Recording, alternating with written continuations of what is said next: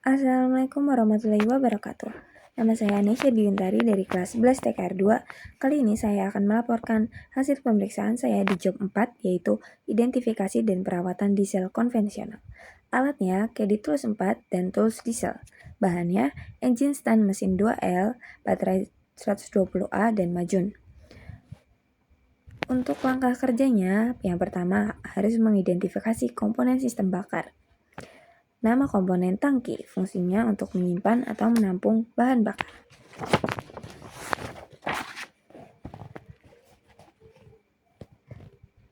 Dua A ada filter bahan bakar atau fuel filter.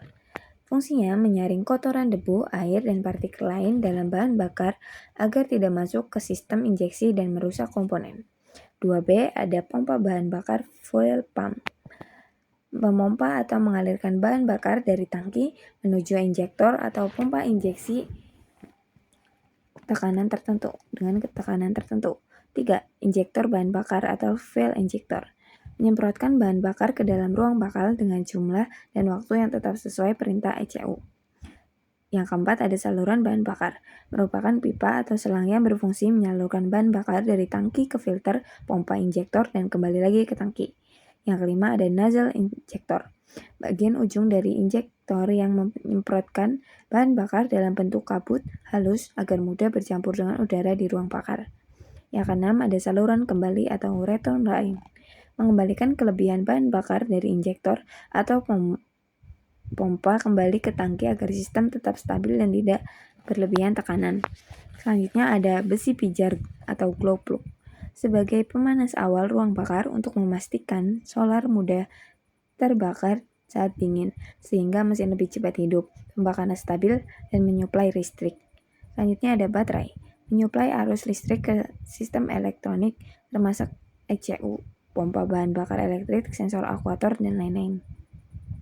Lalu ada kontak, sebagai saklar utama mengendali arus listrik yang mengaktifkan sistem kelistrikan, busi pijar, dan motor starter. Selanjutnya ada relay, sebagai saklar listrik otomatis yang menghubungkan arus besar dengan arus kecil sehingga sistem kelistrikan kendaraan bekerja lebih aman, stabil, dan efisien. Lalu ada solenoid, untuk memutus atau menyalakan suplai bahan bakar atau menghidupkan dan mematikan mesin. Yang kedua ada identifikasi lampu indikator pada dashboard. Lampu indikator glow plug, keterangannya menyala jika kunci kontak on dan switch busi pijar ditekan. Lampu indikator oli, pada saat kunci kontak on, indikator akan tetap menyala dikarenakan jalur oli tersumbat atau oli tersebut telah habis. Lampu indikator pengisian, menyala ketika kunci kontak on dan mesin belum menyala, mati ketika mesin sudah berputar. Lampu indikator water sedimenter, menyala ketika kunci kontak on. Selanjutnya ada perawatan dan perbaikan troubleshooting. Memeriksa saringan udara dengan menggunakan air gun, semprot filter dari sebelah dalam, luar dalam. Hasil pemeriksaannya masih bersih, baik, tapi sudah tidak layak digunakan. Kesimpulannya, karena ada sedikit tidak layakan, usahakan ganti dengan yang baru. Pemeriksaan air pendingin. Lakukan pemeriksaan kualitas dan kuantitas air pendingin pada radiator. Hasil pemeriksaannya tidak terdapat air dalam radiator. Kesimpulannya, perlu dilakukan pengisian air pada radiator. Pemeriksaan tali kipas. Pemeriksaan secara visual dari kemungkinan low, retak, berubah bentuk, terlalu kencang atau aus, dan lain-lain, dan terkena oli atau gemuk. Hasil pemeriksaannya sedikit berubah bentuk, retak di beberapa bagian pada tali. Selanjutnya pemeriksaan kekencangan tali kipas. Standarnya tekanan 10 kg 7-11 mm. Tekanan 10 kg. Hasil pemeriksaannya tekanan 10 kg 7 mm. Kesimpulannya terpasang dengan kekencangan yang sesuai. Pemeriksaan nozzle, pengetesan tekanan injeksi. Pompa handle tester beberapa kali dengan tujuan untuk menyemburkan solar dari nozzle fitting dan kemudian kencangkan fitting. Pasangkan nozzle injeksi pada injektor tester dan keluarkan udara dari mur union. Pompakan injektor tester beberapa kali secepat mungkin untuk membersihkan karbon dari lubang injeksi. Pompakan injektor tester perlahan-lahan sambil mengamati pressure gauge. Baca pressure gauge saat tekanan injeksi mulai turun. Tekanan membuka injektor baru 151 sampai 159 kg per cm. Injektor lama 145 sampai 155 kg per cm. Hasil tesnya, injektor nomor 1 160 kg per cm kuadrat, injektor nomor 2 180 kg per cm kuadrat, injektor nomor 3 150 kg per cm kuadrat, injektor nomor 4 160 kg per cm kuadrat. Kesimpulannya, injektor 134 bagus, injektor 2 ada yang pecah atau push rodnya yang pecah. Harus tidak terdapat tetesan setelah penginjeksian. Injektor nomor 1 tidak terdapat tetesan. Injektor nomor 2 terdapat tetesan. Injektor nomor 3 terdapat sedikit tetesan. Injektor nomor 4 tidak terdapat tetesan. Kesimpulannya, injektor 1 dan 4 berfungsi normal, sedangkan injektor 2 dan 3 bermasalah dan perlu diperbaiki atau diganti. Tes kebocoran.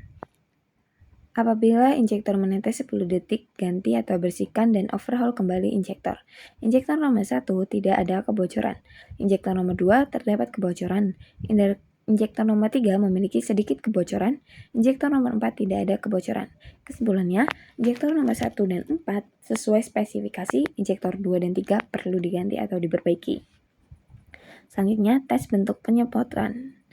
Injektor nomor 1 baik, menyemprot lurus, menyebar. Injektor nomor 2 jelek, tidak lurus dan tidak menyebar. Injektor nomor 3 baik, menyemprot lurus, menyebar. Injektor nomor 4 baik, menyemprot lurus, menyebar. Kesimpulannya, injektor 1, 3, 4 masih baik, injektor 2 udah jelek. Pemeriksaan glow plug. Hasil pemeriksaannya terhubung, kesimpulannya masih berfungsi dengan baik. Pemeriksaan fuel filter. Lalu ada pemeriksaan lampu indikator water sedimenter yang menyala. Hasil pemeriksaannya, lampu menyala. Kesimpulannya, setelah air dikuras, lampu mati. Kesimpulan hasil praktek keseluruhan, berdasarkan hasil praktek keseluruhan, dapat disimpulkan bahwa meskipun beberapa komponen seperti glow plug masih berfungsi baik dan kekencangan tali kipas sudah sesuai standar, mesin ini memerlukan perbaikan karena saringan udaranya sudah tidak layak pakai dan harus diganti. Radiator perlu diisi ulang serta ditemukan masalah signifikasi pada sistem injeksi di mana injektor 2 dan 3 mengalami kebocoran, tetesan, dan bentuk semprotan yang buruk, sehingga perlu diganti.